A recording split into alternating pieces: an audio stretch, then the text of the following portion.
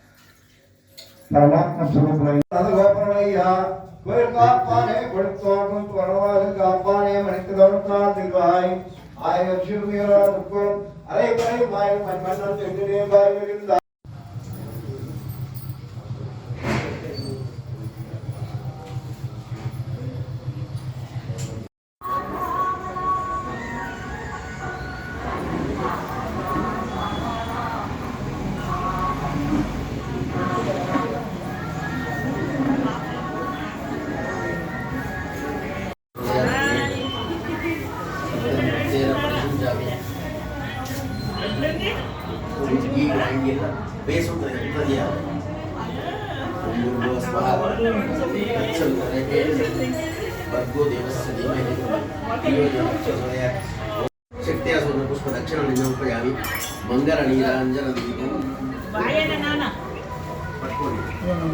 సంభ్రాజంతు లక్ష్మీ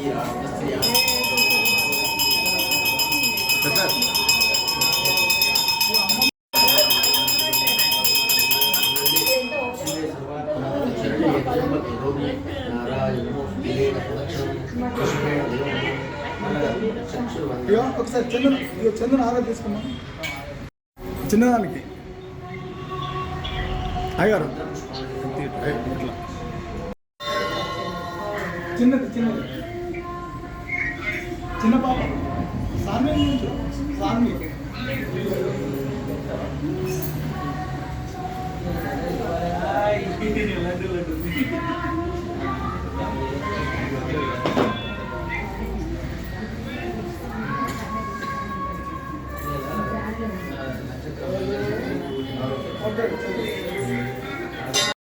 యొక్క బ్రాహ్మణోత్సవాలకు అభివాదములు. నేను అఖిల బ్రాహ్మణ సేవా సంఘ గౌరవాధ్యక్షుడిగా ఈ బ్రాహ్మణోత్సవం యొక్క అంతరిక కోరిక మేరకు గత 4-5 సంవత్సరాలుగా ఈ మార్గళి మాసం లోపల ధనుర్మాసం లోపల ఆ రామచంద్రమూర్తి సన్నిధి లోపల ఈ కార్యక్రమం చేస్తున్నాను. ఈ 16వ తారీఖు నాడు ధనుర్మాస రవి ప్రవేశమైంది కాబట్టి ఈనాడు మొదలుకొని 2 రోజుల వరకు ఈ కార్యక్రమం జరుగుతుంది. మొప్పన ఎవరైతే పొద్దున భక్తులను కూడా వచ్చి ఇలాంటి యొక్క పూజా కార్యక్రమానికి నటించి తీర్థ ప్రసాదాలు తీసుకొని భగవత్ కృపకు పాత్రలు కావాల్సిందిగా కోరుతున్నాను. తులకి ఏదైతుందో 27 పాశురం నాడు ఈ యొక్క రామచంద్రమూర్తి ధనుర్మాస సంబంధమైనటువంటి యొక్క గోదా రంగనాథుని యొక్క కళ్యాణ కార్యక్రమం అనేది జరుగుతుంది. ఆ కళ్యాణ కార్యక్రమానికి కూడా భక్తులు విధోధికంగా హాజరై ఆ స్వామిని సేవించుకొని స్వామివారి కృపకు పాత్రలు కావాల్సి